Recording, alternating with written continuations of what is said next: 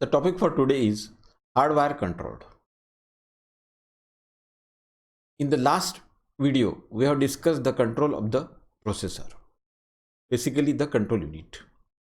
The control unit performs two basic tasks: sequencing and execution.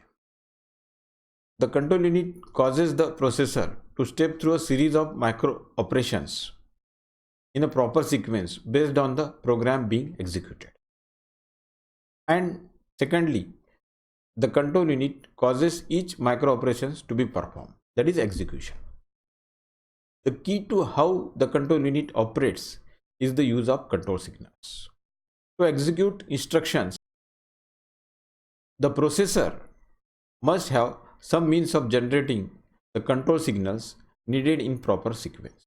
There are two approaches used for generating the control signals in proper sequence: hardware control and microprogram control.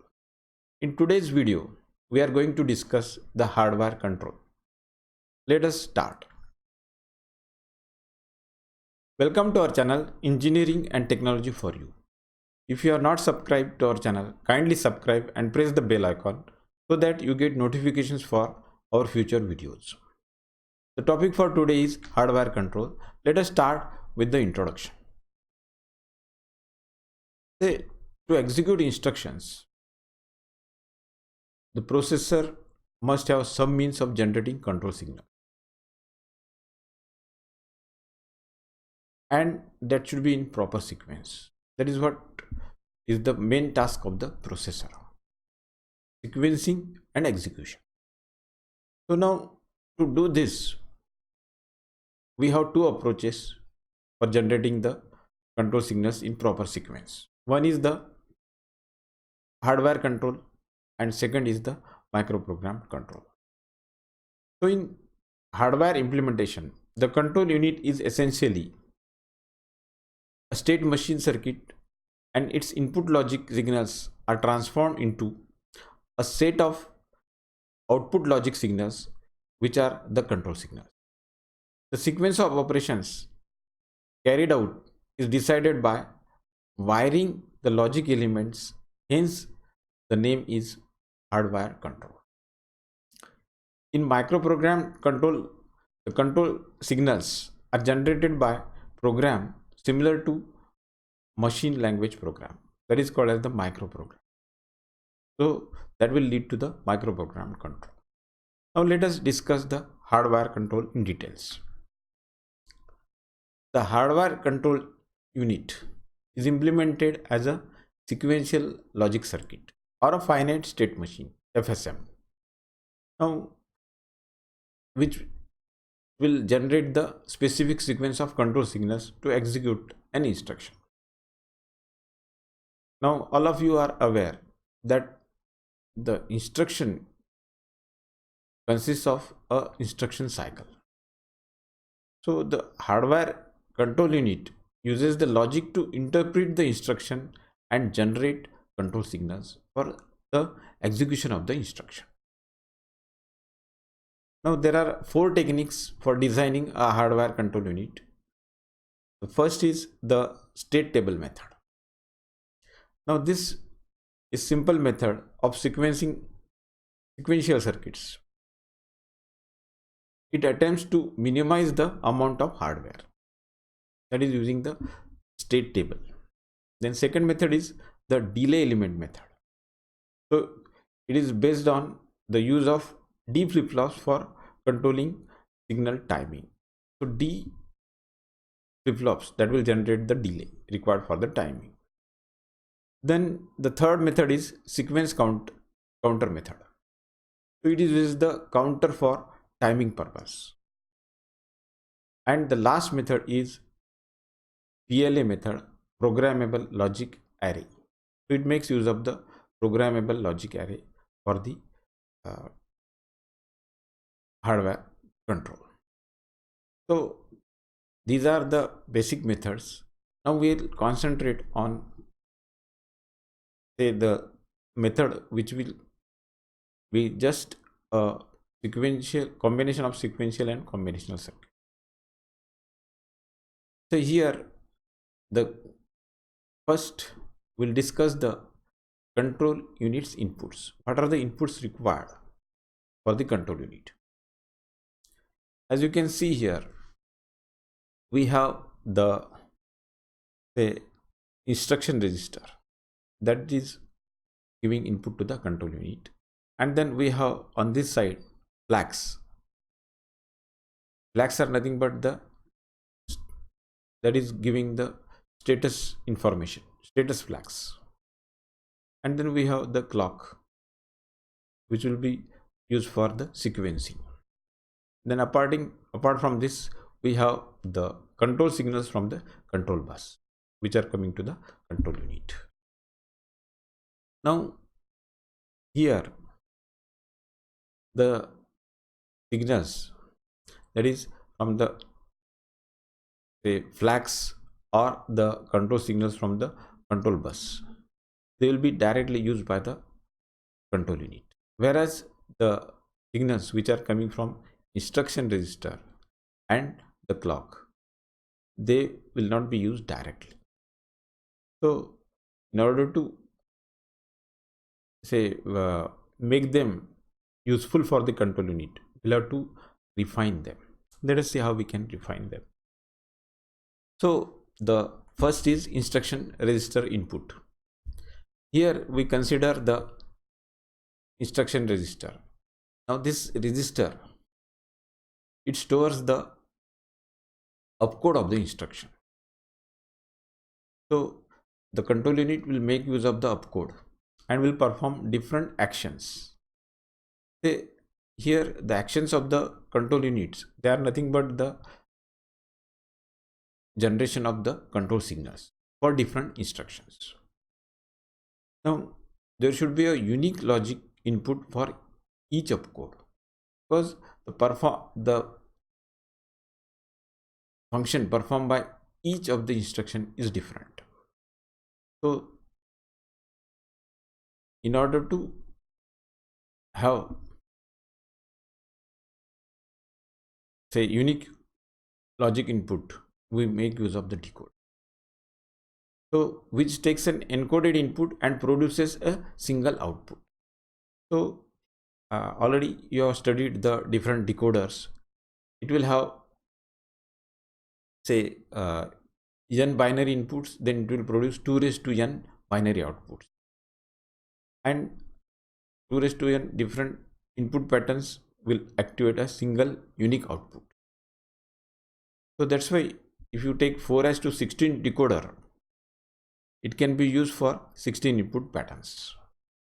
So combination of 4 bits will give us the 16 input patterns, and then accordingly we can have a unique output from that. Then let us go to the next input, that is the clock. Now the clock portion, it is used repetitive sequence of pulses. Generally it is a square wave. So this will be useful for measuring the duration of the micro operations. The period of the clock pulses must be long enough to allow the propagation of signals along the data paths and through the processor circuit. That's why when we choose the clock frequency, it should match with the processor speed. So here the control unit emits different control signals at different time units within a single instruction cycle. The instruction cycle consists of different sub-cycles. So within that instruction cycle, it will emit different control signals. So we like a counter as an input to the control unit, with different control signals being used for producing the signals. So at the end of instruction cycle, the control unit must feed back to the counter to reinitialize it at T1. That means we'll change the clock input into a timing and sequencing counter. So with these two refinements, the control unit, we can now put it in this form. So again, we have the instruction register, which is the giving the input, but now this will be through the decoder. And here each signal is generated as a function of the input consisting of flags, and the output from the instruction decoder. See, this is the output from the instruction decoder, and these are the input from the flags. These are all given to the control unit, and it will produce the different control signals C0 to CM from these two inputs. So these control lines are making internal control as well as the external control. So in hardware control unit acts as a state machine. So it makes use of opcode from IR to generate signals for each instruction. As you can see here, the instruction register, it contains the opcodes for the instruction, and from these opcodes, the bits of the opcode, they are decoded by the decoder and they are given to the control unit. And depending on the unique output for the particular instruction, the control unit will generate the control signal. Then here we have shown the clock. That is for the timing generation. So T1, T2, these are the different T1, T2, 3, so on up to Tn.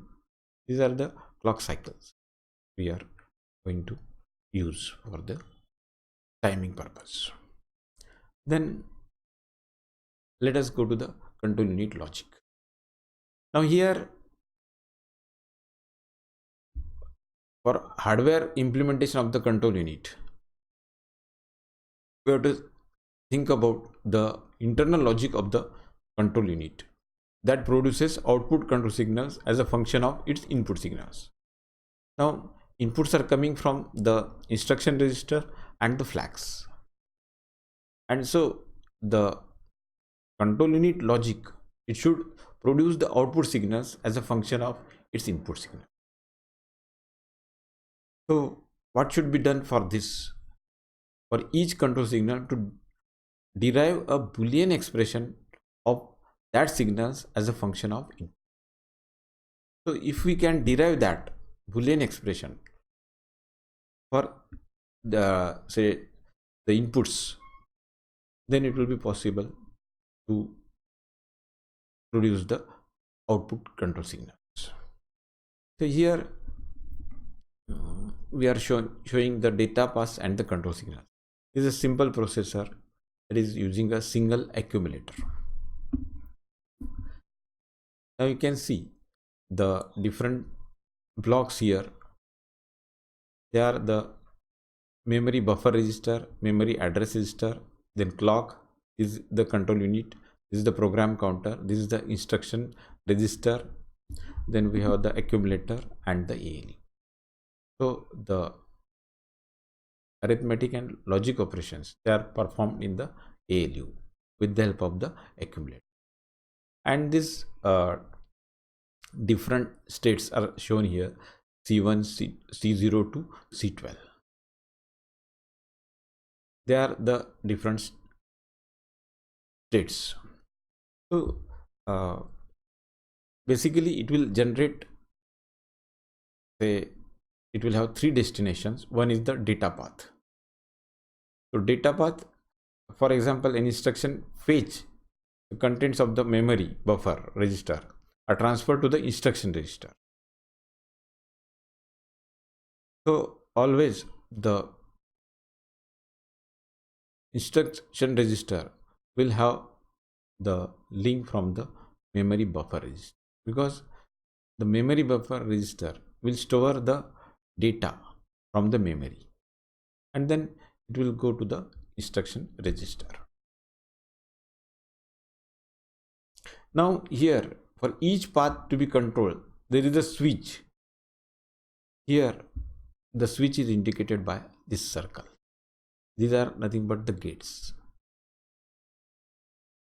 You can see everywhere there is a switch for each of the states. Now, the ALU, that is the control unit, controls the operation of the ALU by a set of control signals. These signals activate various logic circuits and gates within the ALU. You can see here, this is the C6, that is the input to the ALU, and then we have C7, the input coming from the accumulator, and C9, that is the output going to the accumulator. So this is another path. And then we have the system bus. So the control unit sends control signals onto the control lines of system bus, that is the memory read. Here you can see memory address register and this MBR, that is memory buffer register. So these signals, they are going to the system bus. So in this way, this is a simple processor with a single accumulator. Then let us understand the micro operations and control signal. See, the control unit must maintain the status where it is in the instruction cycle. That means the instruction cycle, it consists of different sub cycles such as the fetch, indirect, and the interrupt cycles. So the control unit must know where it is in the instruction cycle, because by reading all of its input, the control units emit sequence of control signals that cause micro operations to occur. So we have already discussed the micro operations for the fetch cycle. You can just go and watch that video. So here the control unit uses the clock pulses to time the sequence of events. So already we have changed the clock to the different time periods, T1, T2, T3, like that. And the time between the events for signals is again controlled by the clock, so that the signals levels are stabilized. So here you can see in the table some of the micro operation sequences. Now for fetch, we have the program counter contents. They are loaded into the memory address register. Then in the second clock cycle, that is T2, the contents of the memory, that is which is addressed by the MAR, that is loaded into the memory buffer register. So here active control signals are C2, then in this case it is C5. Similarly, in the third state, T state, the memory buffer register contents, they are loaded into the IR register. So this is the fetch cycle. So this will complete the fetch cycle. Similarly, we have the indirect cycle, where if additional data is to be taken from the memory, so the instruction register will have the address. So again, that will be loaded into the memory addresses. And again, the same operation, that is memory to memory buffer register, MBR, that will be carried out. So that is C5 and CR. So this is how they are designated. And then the MBR address, again it is loaded into the instruction register. Similarly, we have the interrupt cycle, where the contents of PC are loaded into memory buffer register and then they are saved. So here and the routine address is loaded into the program counter or the interrupt service routine. So in this way, the micro operations for execution of the instructions, they are carried out. So many of the instructions will have the fetch and indirect cycle. Only the interrupt related instructions will have this interrupt cycle. So according to the instruction, we'll have to the control unit has to carry out the generate the control signals. Now let us see how we can generate a Boolean equation for C5. Now here we are considering C5 state. So this signal causes data to be read from external data bus into the MBR. That is what we have just now seen. Here C5 state, if you see, here we have C5. So memory to memory buffer register. So that is the C5 state.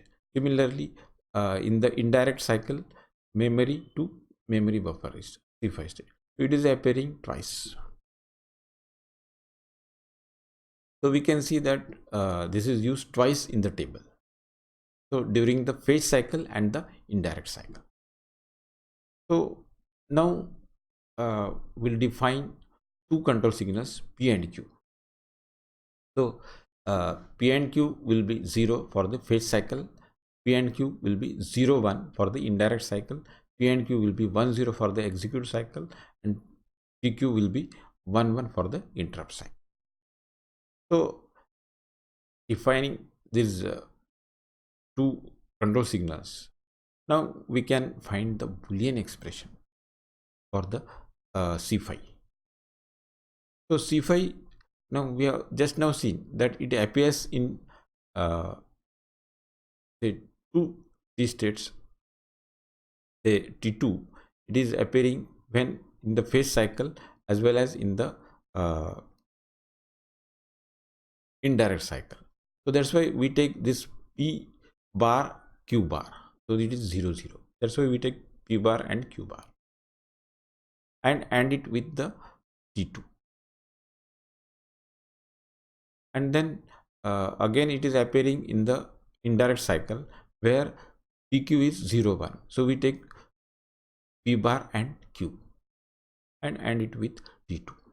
So this forms the Boolean expression for the control signal C5. So this control signal C5 will be asserted during the second time unit of both the fetch and the indirect cycle. Asserted means it will be high. So in this way we can find the Boolean expression. Then now this Boolean expression, it is not complete. Again say for this simple example, let us assume that there are only 3 instructions that read from the memory. This is just an assumption. So we have just LDA, add and AND. These 3 instructions for reading from memory. So we'll have to combine the effect of these 3 instructions. So C5 will redefine as P bar Q bar dot with T2. So this is the AND operation. Then similarly P bar Q and T2. So this is what we have taken from the previous, and now we are adding this P Q bar, that is for the execute cycle 1 0. So LDA, add and AND. So these 3 operations we are assuming, and again this dot with T2 or ANDing with 2. So in this way we can now define C5 with the Boolean expression. This is the Boolean expression for C5. So this procedure or this process is repeated for every control signal generated by the So we have already seen there are different the control signals for each of the C1, C0 to C12. Will repeat the same procedure and find the expression for each of these control signals which are generated by the processor. So we'll get a set of Boolean equations that define the behavior of the control unit and hence the process. So as the control unit behaves, the same way the processor will behave. That's why the set of Boolean equations, they are giving us the behavior of the. Then let us come to the summary of hardware control. So the control unit must control the state of the instruction cycle,